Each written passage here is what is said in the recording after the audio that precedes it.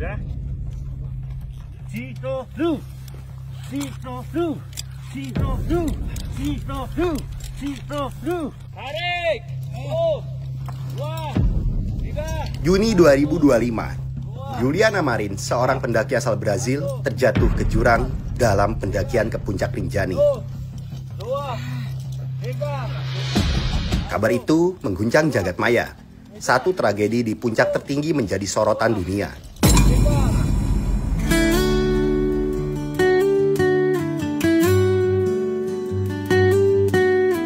Di balik keindahan megah Gunung Rinjani, ada kisah perjuangan tentang jiwa pemberani yang tak ragu menembus badai dan jurang.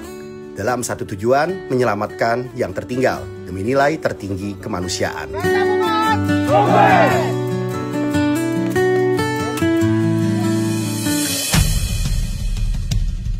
Terima kasih kepada semua pihak yang terlibat, khususnya kepada Rinjani Squad, TNI Polri, pemadam kebakaran, tim Basarnas, dan seluruh anggota Taman Nasional Gunung Rinjani. Mereka tak pernah menyerah demi misi kemanusiaan ini. Terkait tentang penyelamatan kemarin, saudara kita Juliana yang dari Brazil, itu adalah evakuasi yang sangat berat ya, sangat berat. Evakuasi Juliana ini evakuasi yang tersulit selama terjadi evakuasi di Gunung Rinjani. Dan alhamdulillah Juliana bisa dibawa ke atas dan sekarang sudah dibawa kembali ke negaranya. Dengan medan berbatu, jurang curam, dan cuaca yang tak bersahabat, evakuasi jenazah Juliana menjadi salah satu misi tersulit sepanjang sejarah Rinjani Squad. Daripada kita hauling, Betul. lebih miris. Kebatuan yang turun di Iya. kepala kita kan, Di refleks kayak tadi. meminimalisir, memastikan langsung kita ke titik korban. Iya. Tak banyak yang tahu siapa nama mereka. Mereka tak mencari sorotan. Mereka hanya ingin satu hal, agar siapapun yang naik bisa kembali turun dengan selamat. Ya, inilah keadaan. Tidur di tebingan. Ya, mau mengevakuasi. Morning. Tarik. 2, 3. 2, 3. Semangat untuk Indonesia! Merdeka! Di balik kekuatan fisik, ada hati yang tulus. Rinjani Squad bukan sekedar tim, mereka adalah keluarga. Saat ini cuaca berkabut dan kita sedang di hauling ke atas dan di bawah kabut tebal juga. Semangat bro. Yuk, semangat.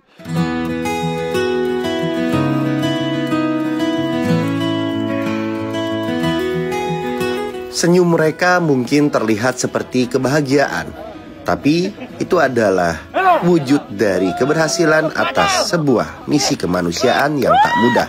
Misi yang mempertaruhkan nyawa, waktu, dan tenaga demi satu tujuan, membawa Juliana kembali pulang tanpa mengurangi rasa duka yang mendalam. Akhirnya sampai juga, merdeka. Mantap. Terima kasih Rinjani Squad untuk keberanian yang melampaui rasa takut, dedikasi yang tak terukur oleh waktu, dan cinta yang tak pernah lelah bagi sesama, bagi alam, dan bagi nilai tertinggi kemanusiaan. Gabungan Merah Putih.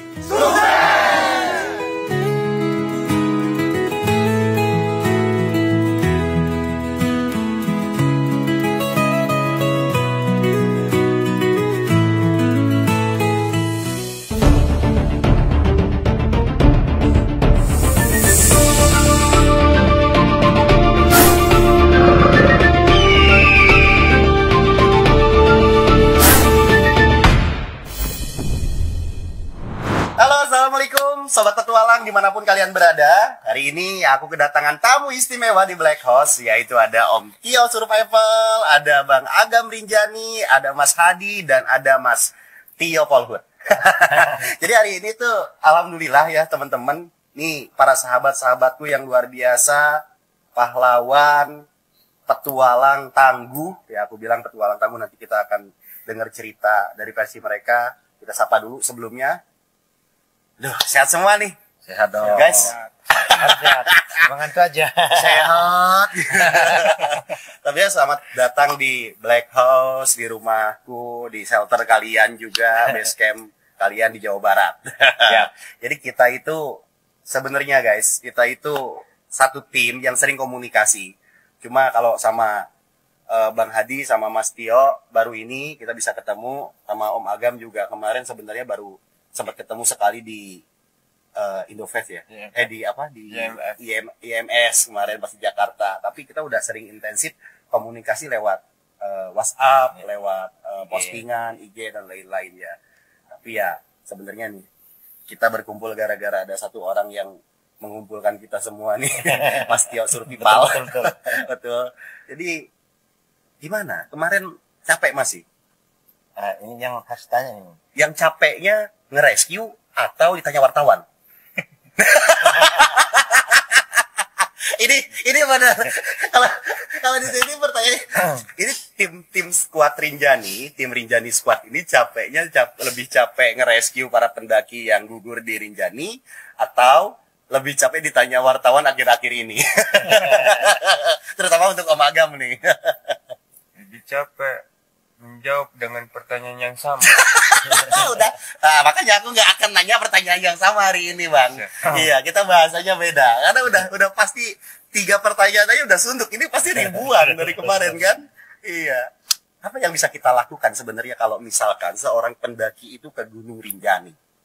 Apa dulu gitu loh yang harus dilakukan sebelum kita berangkat ke Lombok, beli tiket, ditemenin sama guide atau porter. Nah, niatnya apa dulu nih? Karena aku kan kayak Panji ini. Panji kan nggak pernah naik gunung sebenarnya kan, kalau bukan karena keracunan sama Om Tio gitu. Karena spesialisasi saya di rescue hewan sebetulnya kan, sama nyelamatin orang-orang yang kena gigit ular. Nah, ini kan banyak nih teman-teman yang kemarin nanya, Panji tanyain dong ke mereka. Mereka kan squad-squad yang expert tuh. Orang-orang yang biasa ke Rinjani dan kenal jalur Rinjani.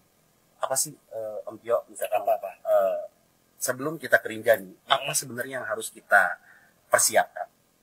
Yang pertama peralatan lengkap ya, karena pendakian Rinjani kan pastinya butuh peralatan yang memadai, mulai dari sleeping bagnya, mulai dari jaketnya dan segala macam, sepatunya juga, dan perawatannya kemudian serta wawasan tentang pendakian ya Rinjani.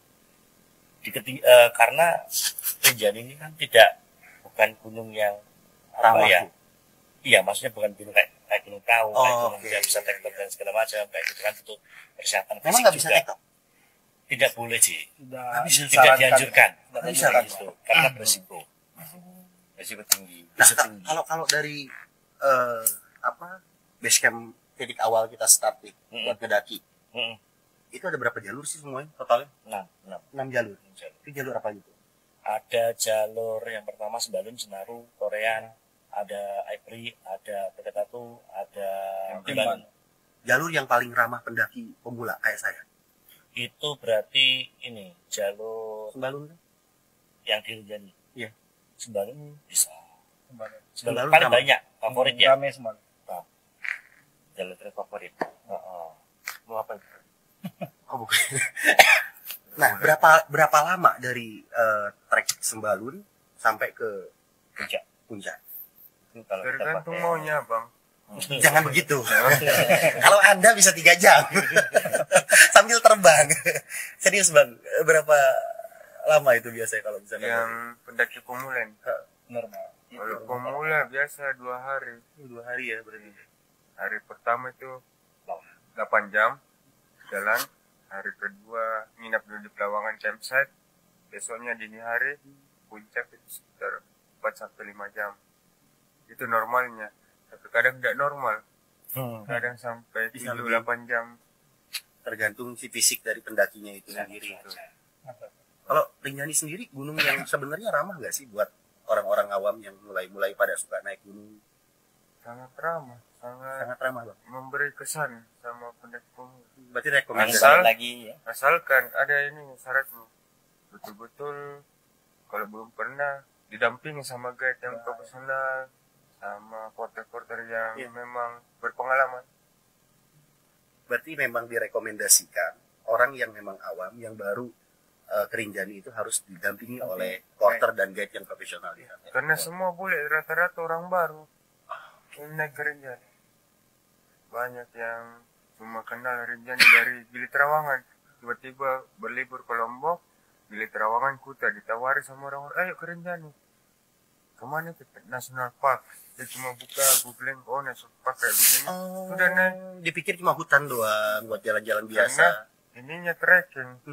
Jadi Julian kan ikut di komunitas trekking. Yang kemarin itu. Dia pikir trekking itu kan kalau di luar negeri kayak naik bukit saja, apa semua. Kalau dia sudah bilang mountaineering, artinya persiapannya harus lebih, atau hiking naik gunung. Kalau trekking kan jalan-jalan santai. Dia pikir santai nih Rinjani. Ternyata tidak juga. Berat juga. Ternyata gitu ya. Ya. Nah, Bang, kalau misalkan boleh tanya. Nggak boleh. Ya udah. Pulang guys, pulang. Apa aja sih yang menarik selain summitnya di sana? Katanya kan aku dengar ada gua susu, ada pemandian air panas juga, banyak hal. Ya, terkait di Gunung Rinjani itu puncaknya itu kita bisa melihat titik tertinggi yang ada di Lombok. Semua juga puncak begitu. Ya. Terus yang kedua itu kan punya danau Segarana. Di sana Yang banyak ikannya itu. Iya betul. Di sana bisa mancing atau bebas-bebasnya. Ada Gunung Baru Jari juga. Iya, yang tengah-tengah itu ya. Ya, itu masih aktif. Dia masuk Seven Summit-nya Indonesia nggak sih Rinjani itu? Ya, masuk. Masuk ya berarti ya. Berarti satu Ketiga ketiga tertinggi dan kedua tertinggi vulkan. Oh. Bedanya apa tuh? Kalau yang Gunung Merapi, Hah. kalau yang vulkan. Oh, kalau yang ini bukit gitu. Kalau Nggak vulkan, gunung juga. Gunung tertinggi mewakili pulau-pulau besar di Indonesia. Dan banyak tuh puncak di Papua, tapi yang diambil yang paling tingginya Papua. Di Sulawesi, yang paling tinggi di Sulawesi, di Ambon paling tinggi, Jawa, Semeru. Sumatera, Kerinci. Ini ke inti nih sebenarnya. Pokoknya kalau dijawab nggak dijawab harus dijawab. Jadi waktu kejadian kemarin, kalian tuh kan lagi pisah itu kan. Yang satu di Jakarta, satunya di mana? Itu bisa-bisanya. Bukan satunya di Jakarta, yang dua di Jakarta. Oh ya, yang dua di Yang Jakarta. tiga. Yang tiga. Berarti siapa aja yang di Jakarta waktu itu? Ada banyak. Kamu Karena kan lagi sebelum sana kan ketemu aku dulu itu kan? Iya, kita kan pada di acara sebelumnya kan juga Di Indofest di itu. Indofest. Iya. Sebelum ke Indofest kan ketemu aku dulu. Iya, sebenarnya. benar. Iya. Kita ke Kalimantan kan. Iya. Nah itu gimana tuh? Ada panggilan jiwa atau gimana bisa sampai tiba-tiba langsung tergerak hatinya untuk Lombok? Jadi informasi kedua itu masuk di kantor. Informasi pertama yang ada di lokasi yaitu guide-nya. Dari guide-nya melapor ke tugas yang ada di Polhut, dari itu masuk saya. Ketiga itu Oh, Hadi dulu tuh yang kedua. ya yang ketiga. Nah ketika dia sampai informasi itu ke saya, secara langsung sebenarnya karena kami satu grupnya, itu teman-teman ini sudah menerima informasi itu. Cuman karena si Juliana dalam keadaan hidup dan itu kelihatannya landai dan dekat juga ya. Nah sehingga mereka juga nggak berpikir bahwa si Juliana ini proses evakuasinya akan lama dan panjang. Nah, sehingga teman-teman itu masih nyantai aja di sini di Jakarta. Itu kan mereka itu datang itu di hari ketiga. Di hari ketiga. Ya di hari ketiga di hari Senin. Juliana jatuh hari Sabtu, Minggu, Senin teman-teman berangkat ke Lombok tengah malam. Iya, aku lihat di postingan Instagramnya apa Mas Agam sama Om Tio lari-lari kalian ke Ya. atas itu. Nah karena teman-teman ini berpikir, kita semua berpikir tim itu bahwa Juliana itu masih dalam keadaan hidup. Tidak ada yang berpikir bahwa Juliana itu sudah meninggalkan kita gitu. Jadi kita pikirnya dia sedang stay di mana gitu. Tapi memang sebelumnya pernah ada juga yang terperosok ke sana sebelum kasus Juliana ini Di terjadi. lokasi yang Iya, sama. Iya. Kalau di lokasi yang sama itu nggak ada. Nggak ada nggak pernah. Ya kalau dekat dari situ ada. ada di dekatnya ada. Itu yang di Sampingnya, di bawahnya. Jadi di memang Irlandia ya. iya, jadi memang jalur itu rawan Oh. orang terpelosok kalau minggir-minggir ke jurang. Memang jalurnya kecil Bang Agam. Enggak juga. Besar sebenarnya. Besar. Kalau lihat dari kamera kan dari drone kan kecil sekali ya. Jadi tujuannya untuk dibatasi kuota di Gunung Rinjani itu sebenarnya tujuannya supaya tamu itu tidak berdesak-desakan ketika dia pergi ke puncak atau turun dari puncak dengan kondisi jalan taruh kayak jalan kayak begini. Itu kalau tidak dibatasi dulu tahun 2016, tahun 2015 ketika tidak ada pembatasan itu kayak orang pergi ke pasar ngantri. Tahu nggak Bang? Pernah saya dapat tanggal 18 Agustus 2016 itu jumlahnya di atas saya catat. Saya tungguin di pos 4 itu catat orang yang naik. Satu-satu Bang. Total itu 14.000 orang. Itu kacau balok. Itu masih libur itu bisa memuncak dia. Nah sehingga harus diteliti berapa sih muatannya di puncak itu. Ada nggak sih kalau Rinjani itu kena ninja juga kayak di Merapi atau di mana kan banyak tuh mendaki nakal yang nggak masuk jalur pos. Ya. Tiba-tiba dia ujuk-ujuk ada di dalam kawasan aja. Ada juga nggak kalau di Rinjani itu? Nah ini Pak Petugasnya nih Pak Mobil. Gimana tuh Pak? Kan kita piketnya dibagi dua Bang. Ada piket di resort, ada yang di pos 2. Di pos 2 tuh kita jaga 24 jam. Kadang ada aja tuh yang datang tengah malam. Kita lagi di dalam, tiba-tiba lihat center, lari keluar, kejar. Ada aja yang nakal. Ada. Ada bule juga. Kadang bule udah dibilangin. Boleh bukan bulenya bukan ya? Si Raisa teman. Itu nyusup tuh tahun kemarin tuh. Siapa? Itu dari Rusia itu. Ya. Oh bukan Ayun kan? Bukan. Pas evakuasi nih di atas. Ayun nonton ini siaran panjang. Jadi itu kan kami total evakuasi untuk korban yang dari Jakarta, itu adik kami si Kaipan almarhum. Itu total evakuasinya 11 hari. Nah selama 11 hari itu salah satu ada di pos 2 ada bule jatuh di situ. Karena ini bule-bule nakal ya, bule-bule nakal. Ilegal. Bukan boleh bolang. Nah, Si Rayun. Jadi di pos 2 di pangkalan ojek ya sebelum jembatan itu ada CCTV. Nah untuk menghindari CCTV dan cahaya lampu di situ, dia mencoba jalur lain. Sementara dia tidak tahu bagaimana struktur tanah yang ada di sana. Akhirnya coba turun pegang rumput mungkin ya, akhirnya terprosok ya. Dalam itu. Dalam. Tancap kayu sini. Kepala pecah, ini patah. Banyak sekali. Gitu. Dan itu dia dirawat di rumah sakit selama 14 hari. Loh, masih hidup? Masih hidup. Masih merokok juga. Dan hebatnya memang Tancap ini ya tapi? ya, Aduh. pecah tengkoraknya. Aduh. Dia hidup dan dia merangkak untuk mencari sinyal itu sejauh ya hampir 100 meter itu. Dari lokasi titik awal dia jatuh. Kayak tentara. Kebetulan dia atlet juga kan? Atlet. Ya, Tinju apa gitu. ya. Jago lah, orang jago lah. Orang jago ya. Oh, fisiknya kuat. Fisiknya kuat, hidup sampai sekarang dan sudah kembali. Nah, Bang, kalau misalkan kita, akulah utama misalkan usudilah tapi ya, mengalami hal yang sama dengan apa yang dialami mereka. Terus, alhamdulillah Allah tuh kasih kita masih nyawa dan bisa bertahan di situ. Apa yang harus saya dan teman-teman awam lakukan ya, dalam hal ujung kayak gitu? Kita harus nyari jalan kah? Diem di tempat kah? Nyari pertolongan atau gimana? Apa yang harus kita lakukan dalam kondisi survive seperti ini? Ini mungkin Ya, ketika saya misalkan atau siapapun itu dalam kondisi yang dialami Juliana, tapi masih hidup seperti yang Bu tadi survive juga. Nah, agar bisa tertolong seperti yang survive itu, apa yang harus kami lakukan? Tipsnya mungkin. Maka ada nanti. Yang pertama kemarin itu kan saya juga kayak melakukan pergerakan yang supaya karena titik awal kan sudah diketahui. Nah, ya tetap stop di situ supaya nanti akan mudah tim rescue itu untuk menjangkau ke situ ya, gitu kan. Karena kalau melakukan pergerakan pastinya tim rescue akan susah mencari posisi lain. Tadinya di sini sekarang di mana lagi kayak gitu kan. Itu yang pertama. Nah, kalau kedinginan, nah di sana kan sebetulnya di sana kan ada cerukan. Itu sebetulnya kalau memang belum mendapatkan pertolongan dan tidak ada apa-apa, itu malah pakai pasir kayak itu apa namanya ngubur diri iya. di pasir lebih bagus. Iya, tuh. lebih bagus kan Kita di pantai. Iya kan di pantai. Iya, hangat ya. Ya. Nah, ini kalau misalkan pengen digaitin sama seorang Agam Rinjani, bisa berarti? Misalkan teman-teman nih di Indonesia nih, nggak cuma Brazil, pasti banyak yang idolain kalian juga nih sekarang nih.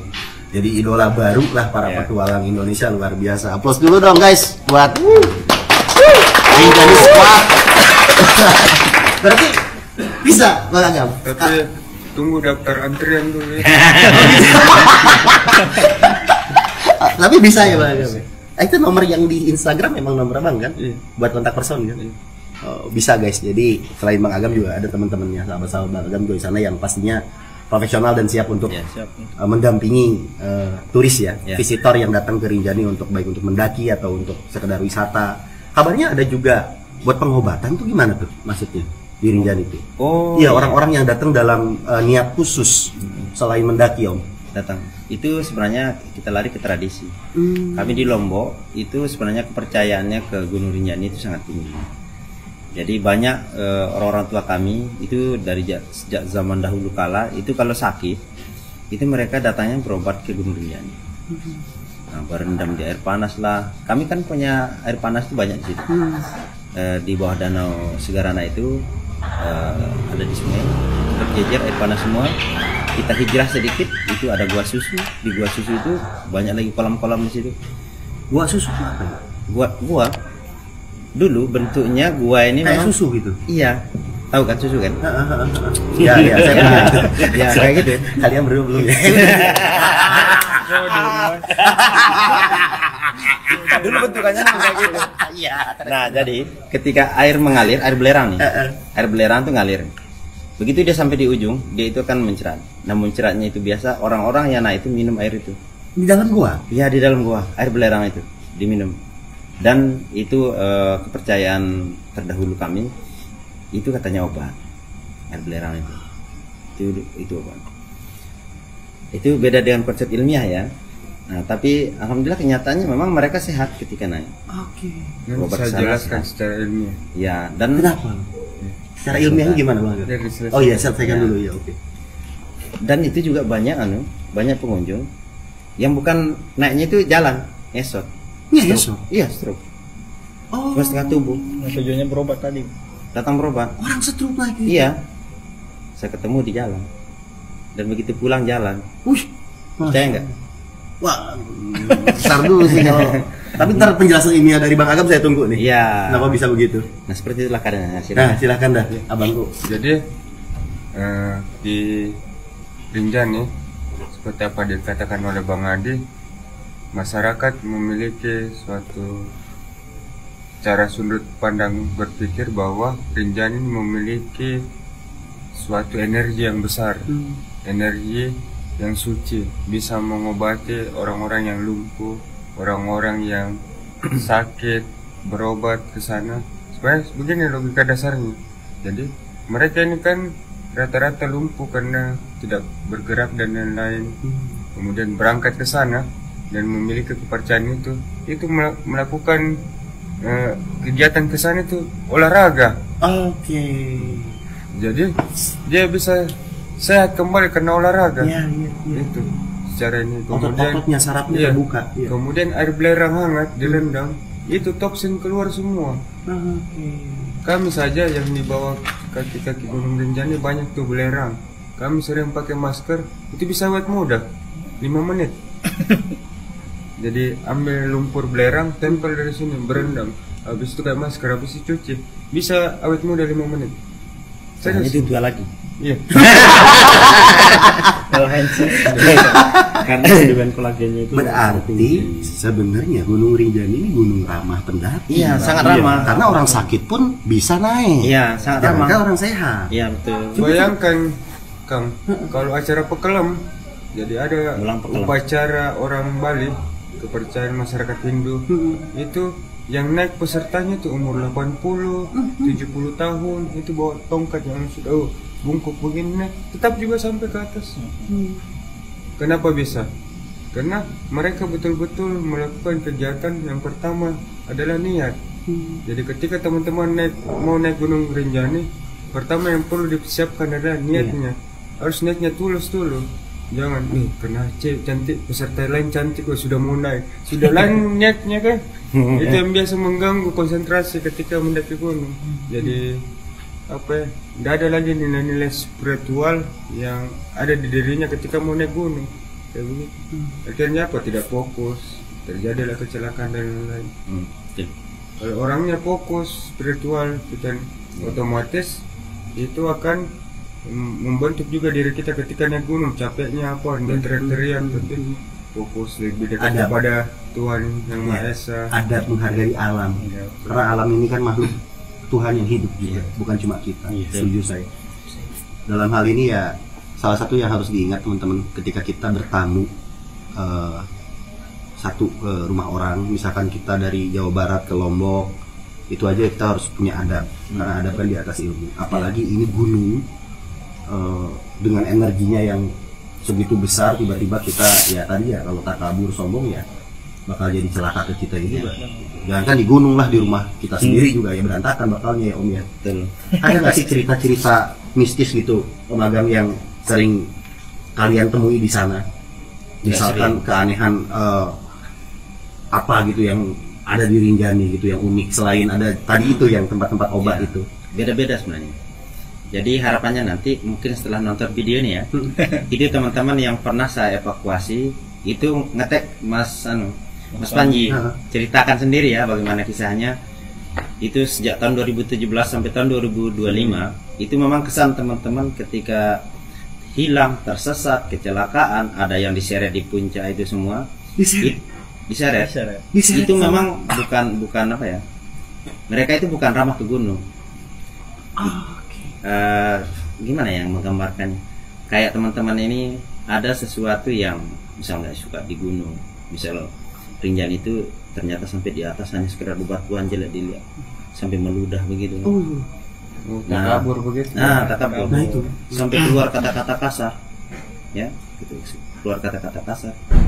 Ini bukan keyakinan, tapi memang kenyataan di lapangan ketika saya mulai evakuasi sejak tahun 2017 sampai tahun 2025, kenyataan yang di lapangan temukan seperti itu. Jadi maksudnya begini Bang Ade, mungkin saya bisa luruskan. Silakan, supaya lebih dipahami lagi sama. Kebanyakan korban itu setelah dievaluasi korban itu rata-rata banyak korbannya takabur sebelum terjadi kecelakaan. Ya. Bukan begitu? Ya. Begitu. Ya. Takabur sombong. Sombong. Seperti yang kemarin itu dia teriak-teriak katanya apa ini gunung blah. Apalah dia hina-hina kan, tiba-tiba mati besoknya. Begitu. Tapi sebenarnya kembali lagi kalau saya Bang, kembali ke manusianya harus fokus. Itu faktor psikologi, merasa bersalah dan kembali otaknya, akhirnya apa yang dipikir terjadi. Setuju saya. Dan ini ada paham ini, dan ini bukan cuma saya, tapi memang orang-orang tua yang ada di Lombok itu ketika dia naik berobat atau naik apa ke Gunung Rinjani, itu kalau danau itu sudah dilihat kayak dekat sekali gitu, itu katanya ajal kita itu sudah dekat. Dilihat dari mana tuh? Dilihat dari atas, dari Pelawang atau dari mana, sehingga teman-teman itu sudah nggak fokus ke yang lain. Dia akan berfokus bagaimana caranya supaya sampai ke danau itu. Nah nanti mungkin Panji ada kesempatan datang ke Lombok, nggak apa-apa, tanya aja langsung orang-orang tua itu nggak cerita ini merasa dekat dari Mas Adi gini. Insyaallah semua kami yang ada di Lombok asli di sana itu punya persepsi yang sama terkait tentang Rinjani. Saya tidak sombong Bang di Rinjani. Saya tidak sombong di Rinjani. Kalau hujan, tidak kena hujan saya. Di shelter berarti? Pakai payung. Ya lain ngumpet di shelternya Om Tio. Ini ngomongin shelter nih. Nah ini shelter udah ada berapa shelter di sana Om? Dua shelter. Di mana tuh titik-titiknya? Ada di pinggir danau, sama di Pelawang Sebali. Nah fungsi shelter ini tuh sebenarnya untuk apa aja dan bisa dipakai buat siapa aja? Bisa dipakai untuk semua pendaki yang mengalami emergency, kayak gitu. Dan fungsinya untuk ya pastinya untuk penanganan emergency seperti hipotermia, cedera ringan, kayak gitu. Terakhir ini kemarin juga katanya Om Tio sama tim Rinjani Squad juga habis bikin toilet kering di sana ini. Ya. ini fasilitas yang penting sebenarnya untuk ada di satu zona di mana banyak orang datang ke sana dan biar nggak asal ngubur dari mereka ya tokainya anjir enak bener dah. Ya kadang ada juga yang aku lihat sih banyak orang yang nyinyir juga, besok ada Indomaret katanya gitu. Besok ada ini mereka kadang nggak mikir gitu bahwa itu tuh bakal nunjang juga buat mereka ketika mereka ke sana gitu kan. Nah itu akhirnya ada di mana aja berarti? Sekarang sudah ada 3. Yang pertama itu di pinggir danau juga dekat di belakangnya shelter di pinggir danau Segerana, kemudian satunya di Pelawangan juga dekat shelter juga, dan satunya ada di Pelawangan 2. Tadi yang di shelter itu yang Pelawangan 1, sekarang sudah ada di Pelawangan 2. Jadi sekarang ada 3 sih di satu. Berarti toilet juga ada 3. Shelternya ada 2, toiletnya ada 3. Ini tadi dengar-dengar percakapan kalian di belakang katanya mau bikin apa tuh yang baru yang lagi direkap. Oh iya, shelter itu shelter juga Di bawah tapi di atas. Oh di atas, Di paling ujung di Pelawan 4. Kami mau kayak kemarin kan ada evakuasi tuh, capek bawa talinya ke atas Bang. Iya. Jadi kalau ada shelter itu talinya nanti alat rescue semua sudah di atas. Jadi kita tinggal bawa botol minum, bawa perlengkapan yang lain. Sampai di atas tinggal buka shelter, tali sudah dekat, apa semua. Jadi bisa mempercepat kalau ada kejadian yang jatuh di tebing atau jatuh di jurang.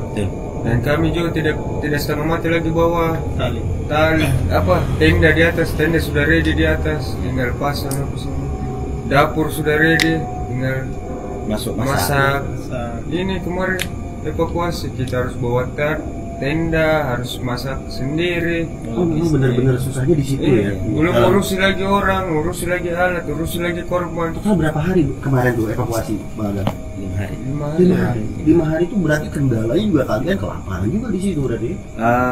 Kalau lapar sih enggak kemarin itu.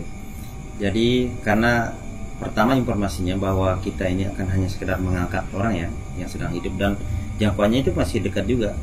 Jadi kita hanya sekedar membawa modal sekedar nasi bungkus saja dari bawah, nggak bikin dapur di atas. Nah, tahu-taunya ternyata setelah besoknya itu belum bisa dijemput gitu kan, dan kondisi si Juliana ini menghilang. Nah, setelah sudah dipastikan Juliana tidak ada di tempat, nah barulah saya berpikir untuk kayaknya ini harus bikin dapur di atas, bikin dapur. Nah, kita drop tenaga dari bawah, porter apa semua untuk bikin dapur dan masakan untuk tim di atas kayak gitu. Nah, harapannya sih untuk ke depan shelter yang disebutkan tadi itu tujuannya pertama sebagai bengkel untuk seluruh alat-alat rescue ya. Jadi tapi bukan hanya sekedar alat rescue, tenda, sleeping bag, jaket juga kita simpankan di sana, headlamp apa semua termasuk oksigen. Kalau ada yang oksigen, kita bawa oksigen yang 50 kilo itu nggak apa-apa, nanti kita pikul naik. Ya, masalahnya isinya sedikit itu deh. Yang paling efektif itu kalau di gunung itu bukan oksigen yang seperti yang kita bayangkan kayak di puskesmas, tetapi yang paling efektif itu oksigen namanya, itu untuk melonggarkan sebenarnya sekret yang ada di jalur pernapasan. Itu kan efektif. Makanya kalau kita naik gunung itu sebenarnya walaupun hanya pergi ke puncak ya, itu enggak apa-apa, dihirup aja, itu akan melonggarkan, enak sekali tuh. Apa minum? Hirup. Nah ini mumpung ada Akang Polhutnya nih, petugas Taman Nasionalnya langsung. Berapa sih tiket masuk ke Gunung Rinjani secara resmi? Termasuk dengan asuransi berarti ya? Biasanya ada asuransi, ada tiket juga. Itu yang lokal sama yang bule beda Bang. Oke. Kalau lokal berapa? Lokal sekarang ya 30.000 ya. Murah ya. Kalau bule? Beda hari, beda harga gitu. Beda sama. Berarti per hari 30.000 per hari. Kalau untuk lokal? Sama bule juga. Bule juga per hari. Kalau bule itu wajib dia beli tiket tuh lewat tracking organizer. Oke. Nah, dia wajib guide, wajib porter. Nah kalau lokal nih, kayak aku misalkan datang ke Nusantara. Pengen Pendaki Nusantara. Istilahnya kalau di kita pendaki Pendaki Nusantara. Nusantara. Nah, ini pendaki Nusantara ini misalkan pengen paket nih, mulai dari guide, porter, tahu-tahu makan matang di atas dah. Ya, betul. Gitu. Barang juga sama. Sampai berapa? Itu Paketnya, Bang? paketnya berapa Bang?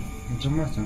Ya, ini dari yang paling murah dan kelas Dari pula. standarnya. Ada yang biasanya buka open trip, yang kulihat kan ada yang 800, penting pun Lombok ada 1.200.000, sampai ada yang puluhan juta.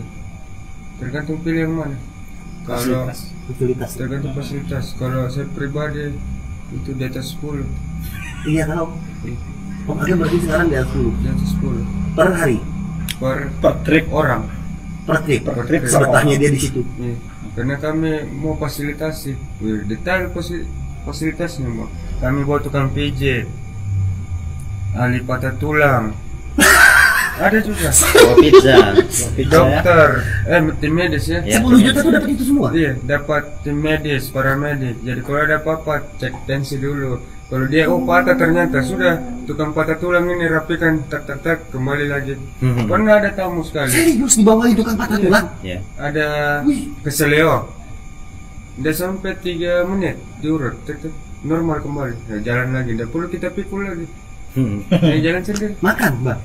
Makanya itu menunya di atas ayam taliwang, sate rembige, pelecing kangkung, bahkan ada yang sampai request pizza kita datangkan. Menu terakhir itu ikan laut semua. Kita makan cumi-cumi, ikan tuna, udang, tergantung request. Nah ya, makanan tuh request tamu maunya makan apa. Semua jus ada semua. Tapi itu yang paling eksklusif tadi, Kami yang Bang Agam. bawa blender, mau jus apel, jus apa deh. Jadi pindah makan. Ini kayaknya bakal antri nih ya teman-teman Panji di mana-mana nih. Wah, bolehlah segitu katanya. Bahkan Iya. kita ada tenda makan, meja makan. Itu buat satu orang kah, Bang? Atau bisa paket misalkan berempat gitu, Bang? Bisa berempat. Berempat patungan gitu. Ya. Berempat lain lagi harganya turun sedikit karena desa. Om Tio, Om Hadi, Bang Tio, besok kita patungan ya buat bayar. Kita naik ke sana. Saya juga sebenarnya dari dulu nih ya. Kapannya saya punya uang, saya yang bayar porter, saya mau jadi tamu. Sekali-kali ya. Capek jadi get terus. Itu berapa sih bebannya porter itu sekali ngangkat ke atas dari bawah? Standarnya 25 kilo. Maksimal itu Bang 25 kilo. Tapi di kenyataan itu lebih kadang ya. lebih ya. Tidak mungkin lah umpamanya lebih 2 kilo tambah porter cuma bawa lagi 2 kilo. Sini aja, udah apa-apa. Ya. Saya saja pribadi sampai 60. Pernah beban paling berat itu 90 kilo sebawa. Paling beratnya lagi 225 kilo. Bawa genset. Jetson yang besar itu. Ini untuk bangun jembatan. Jadi kami dapat tugas memperbaiki jembatan di atas. Memperbaiki jalur yang lain. Memperbaiki beberapa jalur pasang pengaman. Berapa ini? Sekian. Ternyata kerja relawan. Oke gas, nggak apa-apa. Jadi bukan hanya sekedar evakuasi aja, tapi dia juga Tim memperbaiki jalur. tim kerja. Tim kerja. Kadang apa yang rusak, pengamannya rusak, kita bawa kunci-kunci. Kayak kemarin tuh, Mas ya, ada bangunan yang mau dirobohkan karena sudah tidak layak. Bawa bor, Mas ya, bor di sini. Iya, bor yang macam itu. biar rapi kelihatan. Banyak waktu bikin toilet juga kan, rapikan jalan. Saya naik licin, kebetulan bawa cangkul, sudah bawa cangkul kita bikin tangga ke atas. Maksudnya bisa kita, apa yang bisa kita lakukan untuk Rinjani kita lakukan selama itu masih ada waktu. Enggak menunggu juga, ada anggarannya enggak? Di belakang dulu itu, yang penting orang nyaman. Iya, betul. Karena kalau ada insiden, kita juga yang repot. Iya, betul.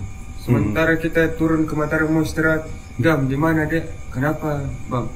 Ada yang jatuh lagi nih di sini. Aduh, baru mau istirahat, udah jatuh lagi orang. Iya, berdua. Nah, Oh. itu telepon dari saya. Teleponnya itu. Bang Hadi. Ya, saya telepon dia. Dek, di mana kok? Ada yang jatuh nih. Rescue. Intinya gini. Tapi suka dukanya begitu ya, Bang. Suka kalau misalkan ada visitor yang datang 10 juta, 20 juta. Dukanya kalau ada yang jatuh. Stop dulu kerja relawan. Stop dulu kerja relawan. Kerja normal dulu. Kembali ke habitat ya. Tapi ada harapan Bang Agam nggak sih buat Rinjani ke depan seperti apa sama Om Tio sama tim? Iya, kalau itu harapan Bang, bagaimana Rinjani ini menjadi pendakian yang bertaraf internasional. Kalau orang bicara tentang taraf internasional ya, semua harus sudah siap. Mulai dari perencanaan orang naik, briefing di lapangan, sampai packaging, kemudian check out, sampai di detail-detail rescue sudah siap semua. Ini yang terjadi ketika ada bencana. Mana Agam, mana Rinjani Squad, mana Mas Tio, mana nih? Di Jakarta. Kemarin, Mas gimana? Dapat kabar? Oh sudah ketemu. Oh aman lah Mas. Kontak-kontakan di HT. Gimana? Oh sudah ketemu.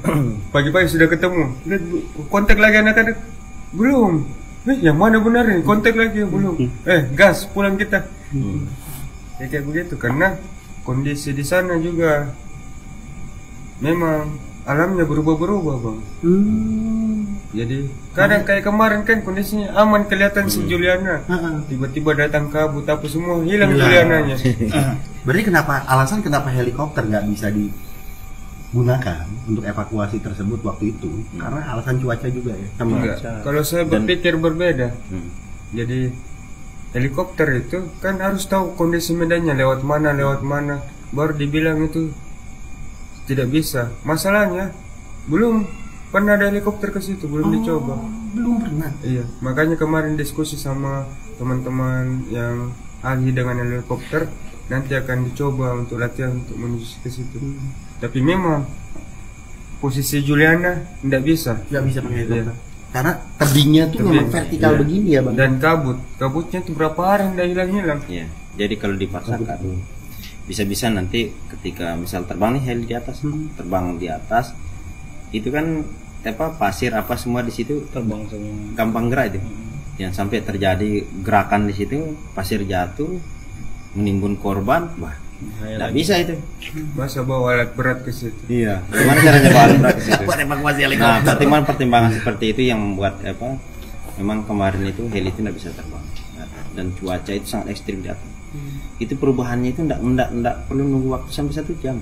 Kita duduk gini bisa sebentar lagi kita sudah tertutup sama kabut. Sebentar 1 jam sebat kabut. Sebat lagi sudah hujan. Panas Itu lagi. Sebentar lagi badai. hujan juga bang waktu proses hujan. penarikan Ya. hujan-hujanan. Berarti waktu kemarin tuh yang masuk ke jurang untuk evakuasi, kayaknya ada 4 orang ya kemarin saya lihat yang masuk. Ada 7 orang totalnya. Berarti salah satunya Mas Tio. Om Tio sama Bang Agam. Salah duanya. Salah duanya. Mas Gustio yang narik di atas. Bareng sama Om Hadi. Nah, Bang kalau Ade saya itu di di bawah. desa Pantu semua. Bang Ade, saya kerjaku marah-marah. Mana logistiknya lama sekali dorong. Ini bagian mana itu bagian di atas. Harus pagi sampai nih bor. Belum dikirim-kirim. Gimana? Kemarin tuh selain dari Rinjani Squad, ada dari mana aja selain Basarnas? Berarti saya lihat ada Brimob juga di sana. Damkar ada. Damkar juga. BPBD, BPBD juga. di Sarlotim. Terus semua kerja hari itu ya. Ya, jadi Semua berjuang. itu mungkin perlu kita klarifikasi itu yang SAR yang ada di Lotim itu bukan Basarnas. SAR unit yang ada di Lombok Timur itu adalah relawan. Nah, hari pertama itu ketika kita mendapatkan kabar Juliana turun ke lokasi, itu yang turun pertama kali itu adalah unit SAR. Relawan. Ya. Berarti kalau di Damkar red car lah gitu ya. Ya, kayak relawannya. gitu. Ya. Tapi sama warna bajunya. Karena memang mereka potensi SAR Oh. dan dididik langsung oleh Basarnas, sehingga mereka ketika melakukan kegiatan kayak di gunung apa semua mereka koordinasinya ke situ. Gitu. Kupikir teman-teman SAR unit itu Basarnas juga Bukan Basarnas, tapi mereka itu koordinasinya dan Basarnas, sehingga warna bajunya pun sama. Tapi ada Basarnas juga kan? Ada dan ada di atas juga, sudah sampai di atas. Nanti hari kedua ya. Hari pertama itu sudah ada. Hari pertama itu teman-teman dari Basarnas sudah tiba. Begitu mendapatkan informasi dari TNGR, itu mereka segera untuk prepare apa saja sih yang menjadi kebutuhannya, terus bergerak. Apakah evakuasi Juliana ini yang tersulit Om? Bang? Apa ada lagi yang lainnya? Wah, ini paling jauh. Ini yang paling susah. Dulu anak mana Jakarta cuma 280 meter. 200-an lebih. 300 lebih bang. MD, korbannya MD. MD. Bule Israel 180. Itu kayak ya oke lah. Ini mau turun saya berdoa dulu. Rasanya kayak gimana waktu di tebing itu pas turun kalian? Nekat aja atau Yang kupikir itu aja, NKRI harga mati. Itu aja di kepala. daripada Indonesia malu? Kalau saya mati pun mungkin jadi pejuang negara kan. Pejuang kemanusiaan. Nah sekarang kalian jadi pahlawan, luar biasa. Pahlawan gas. Orang Indonesia juga banyak yang respect, banyak yang suka, banyak yang luar biasa lah. Ya Basarnas, ya Rinjani Squad, ya tim gabungan kemarin, Brimob dan lain-lain tuh para pahlawan semua, luar biasa lah. Baru saya lihat betul-betul kayak perang. Misalnya kan selama ini nonton film-film perang sering itu kayak merdeka, wah itu berdiri di pondok itu, Viral itu. menarik itu. Merdeka di atas. Yang senangnya Berapa lama kalian tuh di dalam itu, Bang? Di dalam? Iya, di dalam jurang itu. Semalam 15 jam. Makan di situ. Iya. Makan di dropin makan ke bawah. Enggak bawa sendiri. Udah bawa Bekal. bekal, Bawa masing semua bawa tas masing-masing, bawa tali, bawa nasi. bawa tenda, perlengkapan. Karena aku bilang sama teman-teman, kayaknya kita 2 malam di bawah ini, persiapkan tuh 2 malam semua perlengkapan, makanan, nggak bawa kompor, apa semua. Karena kita mau putus hubungan dengan di atas jalurnya. Awalnya mau bawa Starlink ya Mas ya? Iya. Cuma sudah opor bagasi semua. Barusan ada repin bawa carrier gede-gede kayak begitu. Bawa badan saya setengah mati. Jadi tak tinggal itu genset. Mas dia bilang Awalnya bawa genset. bawa genset sama Starlink. Sudah turun semua. Saya mau bawa, enggak bisa kok. Belum turun, yang ada saya ketarik ke bawah. Enggak usah pakai Starlink di bawah, enggak usah bawa genset. Lu tidur di tebing, di bawahnya itu korban. Iya. 3 meter. Saya dari sini ke lampu lah. Ke lampu itu. Iya. Itu mau makan malam-malam masa. Korban. Besok aja deh. Jadi makan. Korban itu dalam keadaan gimana waktu itu? Telungkup, tengkurap atau terlentang? Terlentang, pinggang di depan, balik ke belakang, patah pintu, kaki patah, apa lagi? Pokoknya Ya, kasihan. begitulah kasihan.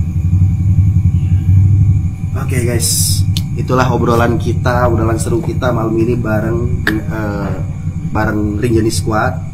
Sosok-sosok yang luar biasa menginspirasi kita semua bahwa sesuatu hal itu akan terjadi ketika itu berdasarkan dari hati. Apa yang mereka lakukan itu bukan tanpa sebab, dasarnya kemanusiaan, peduli, dan juga keinginan untuk menjaga nama baik negara. Tentunya ini juga dilakukan oleh teman-teman tim rescuer gabungan yang lain seperti Basarnas, kemudian BPBD, kemudian ada juga pemadam kebakaran, Brimob. ada Brimob juga, TNI, dan masyarakat. Apa yang mereka lakukan harus diapresiasi guys, dan semoga tidak lagi terjadi hal serupa dimanapun tuh. Pokoknya buat teman-teman juga semangat selalu. Saya berpikir begini, saya kira selesai evakuasi ini sudah selesai tugas. Ternyata tambah banyak. Lebih panjang lagi. Lebih banyak. Harus tetap semangat ya. Ya semangatnya tetap. Ini semangatnya. Iya lagi. Iya kan. Kita udah diurus. Tadi kita udah dipijit ya. Yang pertama saya lakukan ketika mereka baru datang tadi guys, saya melihat mereka dan melayani mereka dulu. Habis itu setelah mereka segar gue ajak podcast. Iya kan, harus rapi, harus smooth. Ya udah deh teman-teman, makasih banyak. Selamat istirahat, Bang Agam makasih, Om Tio makasih, buat Om Hadi juga makasih, Om Tio makasih banyak. Semoga Bang, sehat selalu ya. Diganti jangan Tio, Gus Tio aja. Oh iya, Bang Gus, Bang Gus.